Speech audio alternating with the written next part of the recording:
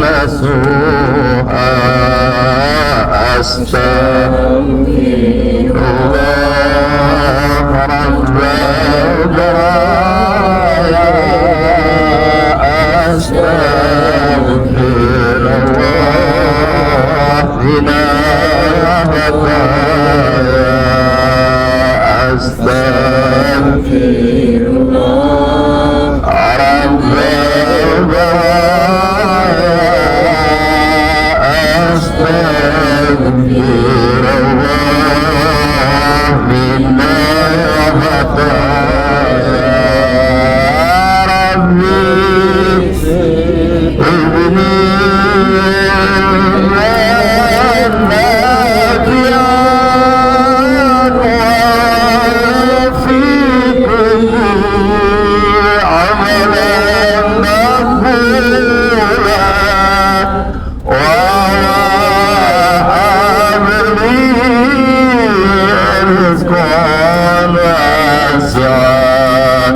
وتب علينا توبة نصوحا وتب علينا توبة نصوحا.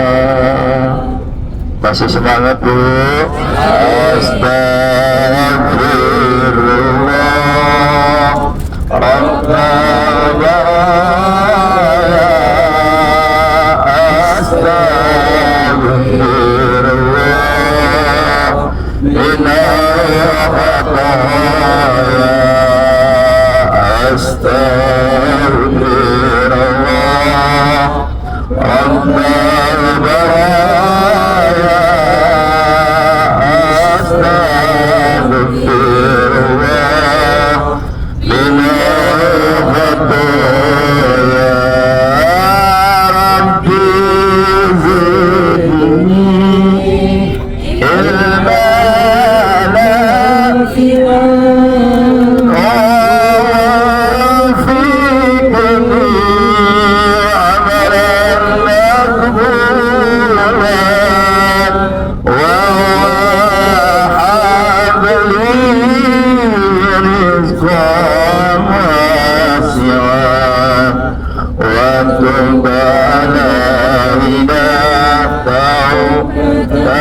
nasuha وتب علينا توبة نصوحا.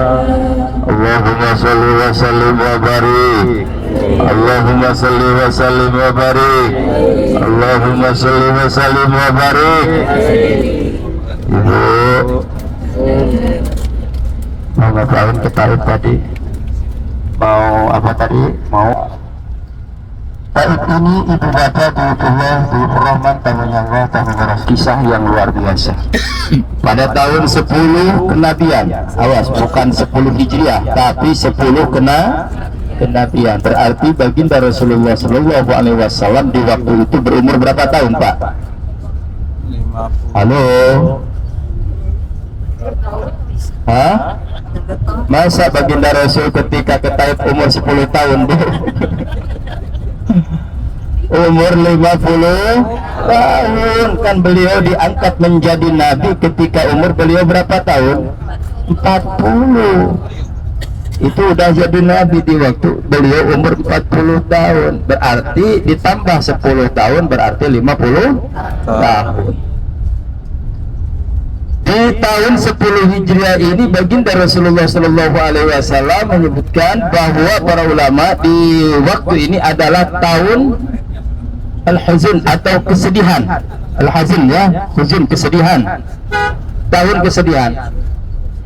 Dalam sirah Nabawiyah saya baca Pak, yang pertama meninggal yaitu pamannya baginda Rasulullah Shallallahu Alaihi Wasallam yang selalu menjaga ketika beliau berdakwah di kota Mekah. Siapa? Halo, paman beliau siapa? Abu Talib. Meninggal di sirah Nabawiyah saya baca beliau meninggal di bulan Rajab. Sekarang bulan apa Pak? Syawal. bulan Rajab, sehingga Rasulullah Shallallahu Alaihi Wasallam pada saat itu tumpuannya hanya satu lagi, yaitu kepada istrinya yang tercinta, karena bersandang kepada pamannya sudah tidak bisa diharapkan karena beliau sudah meninggal. Dalam keadaan sakit, beliau baginda Rasulullah Shallallahu Alaihi Wasallam mendatangi pamannya sendiri, bahwa beliau juga mengajak ke pamannya yaitu Abu Thalib agar supaya beliau bersyahadat. Namun tatkala itu beliau mendatangi rumah pamannya, di sana juga sudah ada yaitu Umar bin Khisam. Siapa Umar bin Khisam itu kemarin? Siapa? Abu Jahal. Lupa lagi apa memang lupa Pak? Berarti barho ya Pak ya?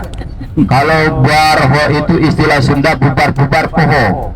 Kalau istilah Jawa, kalau bubar-bubar itu lupa. Barlen.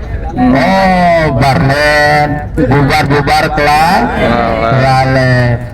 Nah, kalau udah barlen, Ibu gantian, jangan barlen sekarang. Barnat ya, bubar-bubar ingat. Jadi baginda Rasulullah Sallallahu Alaihi Wasallam pada tahun 10 kenabian beliau diuji oleh Allah Subhanahu Wa Taala yang luar biasa. Yang pertama, pamannya meninggal, yaitu Abu Thalib, di mana beliau adalah penjaga atau istilahnya jaminan keamanan bagi baginda Rasulullah SAW ketika berdakwah di kota Mekah. Jadi berapa fase kemarin baginda Rasul berdakwah itu Pak? 2 fase. Yang pertama secara sembunyi-sembunyi, yang kedua secara terbuka. Secara terbuka, maka setelah terbuka cara dakwah baginda Rasulullah Sallallahu Alaihi Wasallam, para pembesar kafir Quraisy menawarkan hal-hal yang unik, menawarkan hal-hal hadiah yang luar biasa, asalkan baginda Rasulullah SAW berhenti, yaitu berdakwah. Bahkan di sebagian riwayat menyebutkan pembesar kafir Quraisy itu bisa memberikan jabatan yang paling tinggi kepada baginda Rasulullah asal tidak berdakwah. Bahkan ada juga yang menawarkan hartanya atau berlian sebagai imbalannya asal jangan berdakwah, asal jangan menyampaikan risalah. Tapi tidak bagi baginda Rasulullah Sallallahu Alaihi Wasallam. Beda kalau dengan sekarang ya Pak ya. Kalau misalnya ada kiai ini, apalagi musim pemilu nih saya kasih duit ya, nanti pilih saya. Ada yang mau kayak gitu? Ada? Banyak. Oh, ini jadi saksi kayaknya ini. Begitu ya sekarang ya. Di zaman Rasulullah disogok tidak mau, dikasih jabatan tidak mau, bahkan dikasih intan berlian, bahkan harta benda yang begitu banyak tidak mau. Karena apa Pak? Karena teguh keimanan yang kuat dalam jiwa, tidak akan terbuai dengan rayuan atau dengan hadiah yang begitu memukau. Kebayang nggak kalau saat ini misalnya Bapak, saat ini Bapak nggak usah umroh, nanti saya kasih hadiah 2 kali lipat umroh. Bakal mau berangkat umroh atau terima hadiah dulu Pak? Ini dusta diantara kita nih Pak Haji Tardi ini. Mendingan terima dulu itu yang hadiah 2 kali umroh ya Pak ya. Nanti ditipu lagi itu orang itu. Udah dikasih untuk 2 kali umroh, dibagi umroh lagi sama anak-anaknya, jadi 2 kali. Gak usah ya Pak ya. Insya Allah umroh kita ke tempat ini murni dipanggil oleh Allah Subhanahu wa Ta'ala. Panggilan untuk seseorang yang berumroh bukan dilihat dari segi materi, jabatan atau kepunyaan, namun Allah menakdirkan dengan ridhonya, Allah menakdirkan dengan panggilannya yang Allah ridhoi. Masya Allah, tabarakallah. Jadi pada tahun 10 kenabian beliau disebut yaitu tahun Al-Huzun atau tahun kesedihan, karena yang pertama ditinggalkan oleh pamannya baginda Rasul Abu Thalib, yang kedua di sirah Nabawiyah disebutkan bahwa yang kedua ditinggalkan oleh istrinya tercinta. Siapa ibu istrinya? Ibu siapa istrinya baginda Rasul? Nah, bar apa tadi Pak? Barlen. Bubar-bubar kelalen. Padahal kemarin dari Museum Wahyu loh, dibahas di Museum Wahyu loh. Berarti waktu di Museum Wahyu cekrek ya Pak ya. Aduh, siapa ini. Pas ustadznya bilang itu yang di dalam Museum Wahyu gak didengar ya Pak ya. Apa kemarin siapa istrinya baginda Rasul yang pertama? Nah, kalau dari tadi nggak jawab Pak, apa inget-inget atau lupa gitu? Sayyidah Khadijah meninggal di bulan Ramadan. Ada yang menyebutkan pada tanggal 17 Ramadan, Pak Bu. Luar biasa ujian orang-orang yang memberikan kekuatan kepada baginda Rasul ketika berdakwah di kota Mekah. Mereka meninggalkan baginda Rasul.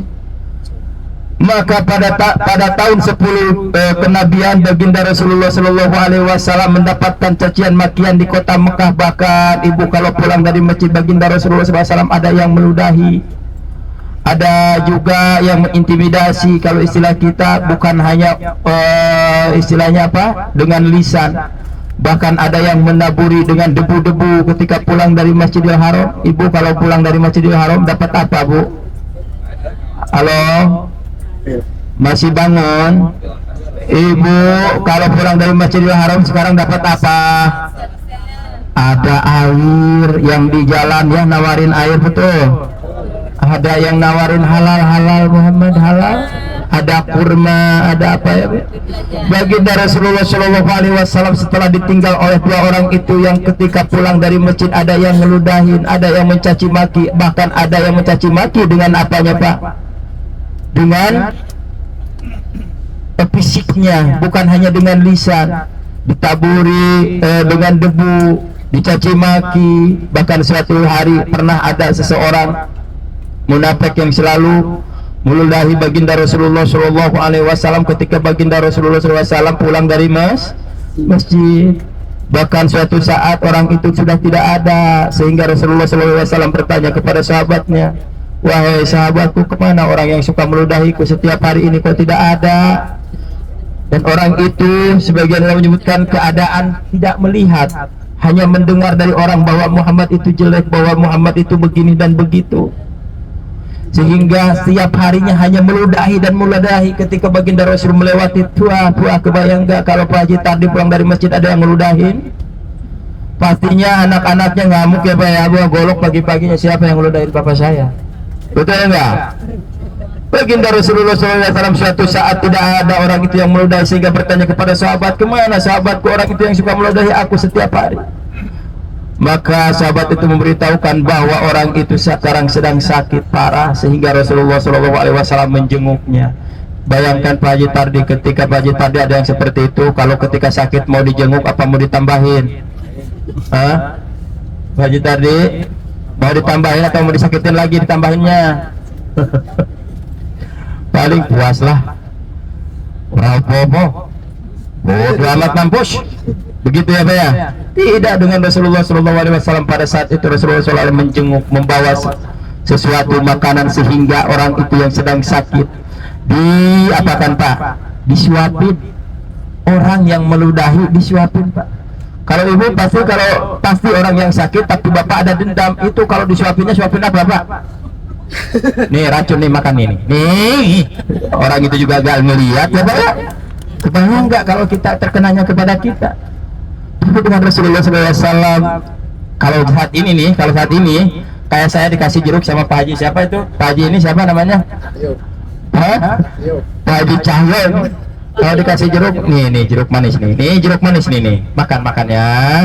Itu kan cara Rasulullah SAW memuliakan manusia yang telah menyakitinya. Beda dengan kita, pasti ada dendam, pasti ada marah. Sehingga pada saat itu orang itu, seandainya Muhammad berakhlak seperti ini, maka insya Allah aku akan menjadi pengikutnya. Baru sadar setelah itu para sahabat, siapakah gerangan ini yang ada di depanku, sehingga orang ini baik banget. Maka sahabat itu menyampaikan, inilah Muhammad yang menyuapi kau sehingga kau sedang sakit. Pada saat itu juga orang itu langsung bersyahadat. Pak, berdakwah bukan dengan lisan yang wasak atau dengan keras, berdakwah bukan dengan menyampaikan hal yang ini haram gitu, sampaikan secara perlahan agar masuk kepada pemikiran mereka. Sehingga saat itu juga Rasulullah SAW berdakwah dengan akhlakul karimah. Siapa Bu? Lanjutkan enggak? Orang lagi ngisi bensin Pak. Mau dilanjut kemana? Masa lagi ngisi bensin harus dilanjut? Tadi marahin sama yang punya pom. Lagi ngisi solar, Pak supir ya. Nah, ngisi solar dulu Pak. Ibu enak aja, lanjut main, lanjut aja Bu. Insya Allah semuanya sudah pada makan Ibu, sudah pada sarapan ya. Barusan yang itu jalan-jalan ke WC 6 udah makan. Mana? Udah makan Bu? Disiapin sama ayang embeb. Itu ayang embeb ini di depan Pak Haji Cahyo, ayang embeb katanya. Saking setianya sama ayang embeb bawain makanan. Kayak Julia Perez apa siapa? Romeo and Juliet ya. Juliet yang digubuk gitu. Masya Allah, pantesan tadi Pak Cahyo sampai turun Bu ke atas ke bawah, kata saya apa gerangan Pak Cahyo ini, ada apa? Ayang embeb belum datang. Terus di mana Pak Cahyo? Ini untung Pak Haji siapa ini? Pak Haji siapa? Pak Haji Riza. Hai Pak Haji di mana? Itu katanya ada di sana. Di mana ini posisinya? Ini lagi menghafal, kata saya, menghafal jalan WC 6 kata saya. Jadi bukan hilang, tapi menghafal jalan, berarti tambah wawasannya. Orang yang ketinggalan berarti nambah yang tadinya tidak tahu jadi. Contohnya waktu di Madinah Macaci hilang, Macaci di mana? Pas nanya sama Bu Retno, di mana Bu? Di pintu 22. Tadinya nggak tahu, pas ditanya jadi tahu, pintu 22. Oh adanya di depan kata saya. Pas dijemput senyum dengan bahagia. Cuman yang di mobil agak ada merenggut. Pak Haji Tardi yang kayak gitu. Alhamdulillah tuh. Jadi di sini Ibu bisa memperlihatkan bagaimana kasih sayang seorang suami kepada seorang istri. Pak Haji Cahyo, istrinya siapa namanya? Ibu Yuti. Nah nanti kalau di Indo Ibu ya, kalau Pak Cahyo datang dari mana, usap wajahnya, cium keringatnya, insya Allah Bu. Bukan muntah ini. Jadi seperti cintanya seorang Sayyidah Aisyah radhiyallahu an kepada istri, kepada suaminya, seperti cintanya baginda Rasul kepada istrinya. Sehingga tadi saya sibuk lihat di atas ini, Pak Cahyo nyari apa gerangan Pak, mau kemana? Ini saya mencari makanan. Buat siapa Pak? Buat ayang embeb. Ayang embebnya kemana? Pak hilang, bukan hilang Pak, ngapalin jalan. Akhirnya dicari sama Pak Haji, luar biasa ya. Jadi Bu sekarang udah tahu ya Bu, pintu 71 sama WC 6 ya. Kasih tahu yang lain Bu. Ada WC 6 di situ. Jadi menghafalnya jangan WC 3 aja ya, gitu. Sampaiin ya. Jadi Bu menghafalnya jangan WC 3 saja, hafalin WC 6. Alhamdulillah dijamin Pak. Dijamin, saya pusing nyari-nyari kemana. Alhamdulillah ketemu ya Bu ya. Ada yang menghafal lagi besok? Jangan ya, please deh. Insya Allah besok itu juga hari-hari terakhir Pak. Besok itu tawaf wada ya. Jangan terlalu menyibukkan. Pokoknya yang nanti malam siapin tasnya, isiin yang sudah dibelanjain, rapiin di dalam di dalam cover ya, yang rapi, jangan sampai ada yang ketinggalan. Terkecuali kalau tempat sampah yang di kamar jangan dibawa Pak, itu belum dibeli Pak. Apalagi jangan sampai handuk dimasukin ke koper Pak, itu handuk hotel Pak. Pernah kejadian Pak, ada jamaah katanya, Ustaz ini saya ada handuk, ada sabun saya bawa, ini buat cucu saya. Ibu, handuk dari mana? Handuk yang dari hotel Bu, itu bukan dibeli Bu, cuma dikasih pinjem aja Bu, untuk selama Ibu di hotel. Kenapa Ibu bawa? Sayang Pak Ustaz, katanya kan udah dibeli saya dari Indonesia. Jadi nanti kalau handuknya jangan dimasukin ke tas, karena itu handuk hotel. Kalau handuk Bapak masukin ke tas Pak Bu ya. Allahu Akbar. Lanjut Ibu. Ngantuk Ibu. Kalau ngantuk mau doa nih. Bismika. Katanya jangan ngantuk, itu dimulain doa udah mulai ikut-ikutan. Wah ini gimana? Barusan kemarin umroh, sekarang udah bohong lagi. Ibu saya tanya, Ibu ngantuk apa enggak? Yakin? Yakin? Bismika. Tuh, kan masih ada. Nih, ngantuk aja udah, ngantuk aja. Lanjutin. Jadi bilang lagi isi solar Bu, belum, ntar ya. Isi solar dulu ya. Ibu bapak Difullah rahman tamunya Allah tamunya Rasulullah pada saat itu bingung. Ibu mau mengadu kepada siapa, pamannya sudah tidak ada. Mau mengadu juga kepada siapa ibu? Kepada istrinya yang tercinta yang selalu ada di samping dan selalu memberi support kepada beliau ketika berdakwah. Sudah tidak ada lagi. Bahkan di salah satu riwayat disebutkan Sayyidah Khadijatul Kubra menyampaikan kepada Rasulullah Shallallahu Alaihi Wasallam karena hartanya sudah habis. Bahkan ketika itu, ketika Rasulullah SAW mempunyai putri yang tercintanya, siapa putrinya? Halo, putri baginda Rasul yang paling dicintai siapa? Fatimah Az-Zahra. Fatimah Az-Zahra putrinya, istrinya Sayyidina Ali. Beliau ketika menyusui putrinya, menyusuinya sudah bukan dengan ASI lagi, melainkan dengan halo, dengan apa Bu? Dengan darah, bukan dahar.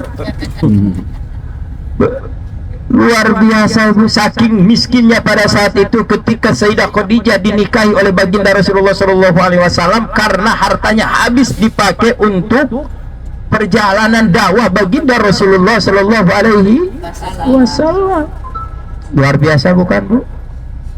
Bahkan ketika akan meninggal, apa yang dikatakan oleh Sayyidah Khadijatul Kubra kepada baginda Rasulullah SAW, ya Rasulullah, seandainya aku nanti meninggal, seandainya tulang belulangku ini bermanfaat untuk menjadi jembatan jihadmu, seandainya kulit ini, raga ini masih bermanfaat ketika aku telah meninggal, sudah tidak bernyawa untuk kujadikan yaitu bahan dakwahmu, maka jadikan tulang belulangku ini untuk berdakwah.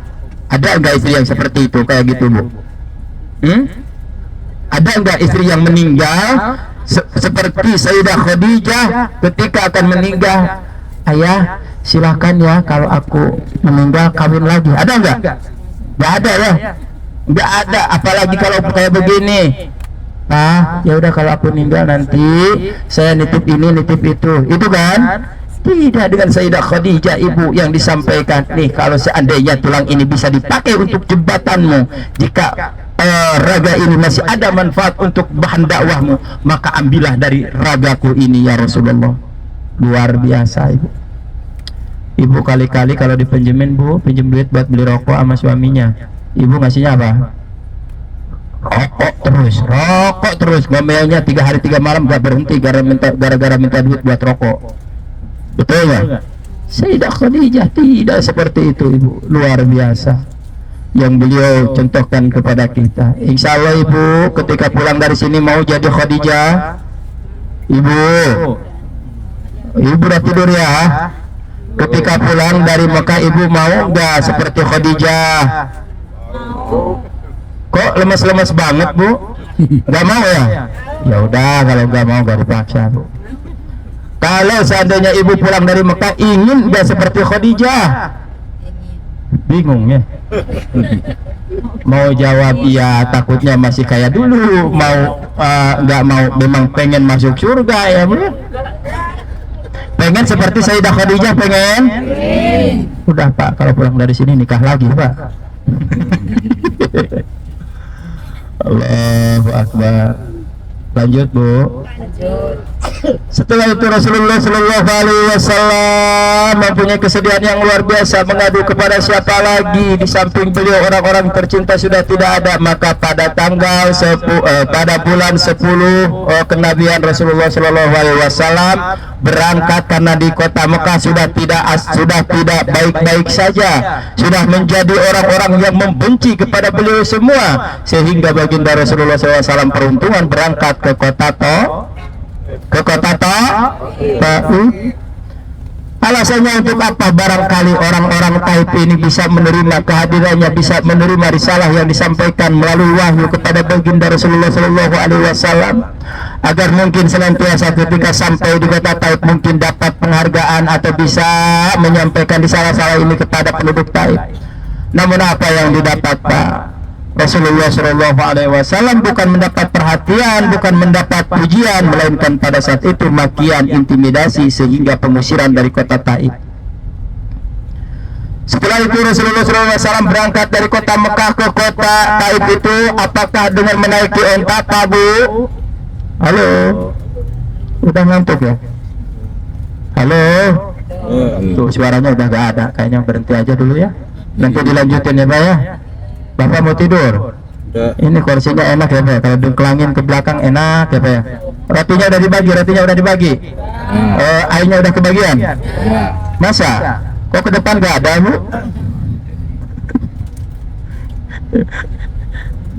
Di depan udah pada dapat rotinya Pak? Udah, alhamdulillah. Airnya udah ya? Udah, alhamdulillah. Itu namanya Syekh Muhammad Al-Tailani. Beliau adalah Syekh Muhammad At-Tailani. Jadi Bapak Haji Muhammad ini aslinya orang Thailand, tapi bisa bahasa Indonesia. Gak tahu bagaimana caranya, saya juga gak tahu kok dia bisa bahasa Indonesia Bu. Karena dia orang Thailand. Padahal saya pengen belajar Thailand, tapi dia bisa juga bahasa Thailand. Tahu orang mana Bu? Beliau Masya Allah tabarakallah, istrinya orang Indonesia sehingga berbahasa Indonesia.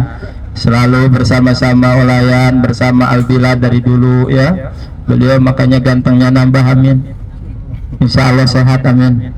Panjang umur Mr. Muhammad. Jangan manyun aja Mr. Muhammad, gantengnya udah ditambahin ya. Mukanya pesem banget Mr. Muhammad. Pengen apa? Pengen nikah lagi Mr. Muhammad. Gimana aja ya Bu ya. Jadi Rasulullah SAW pada tahun 10 kenabian beliau berangkat bersama putranya, putra angkatnya siapa? Zaid. Lupa lagi. Zaid bin Haris. Nah awas, nanti pertanyaannya ada lagi nanti ketika pulang. Yang bisa jawab nanti saya kasih hadiah ya. Tanyanya ntar kalau pas pulang apa aja, yang penting nggak bisa jawab biar dikasih hadiah saya nanti. Baginda Rasulullah SAW berangkat dari kota Mekah ke kota Taif bersama putranya yaitu Zaid bin Haris. Catat Bu. Ya mau dicatat gimana Pak Ustaz? Saya udah ngantuk. Ya udah, kalau memang keadaan ngantuk percuma juga kalau berbicara, betul Bu. Jadi kalau memang Bapak ngantuk lebih baik tidur. Bismika Allahumma ahya wa bismika. Silakan istirahat dulu. Nanti saya lanjutkan ketika sudah mendekati Taif. Insya Allah. Assalamualaikum warahmatullahi wabarakatuh.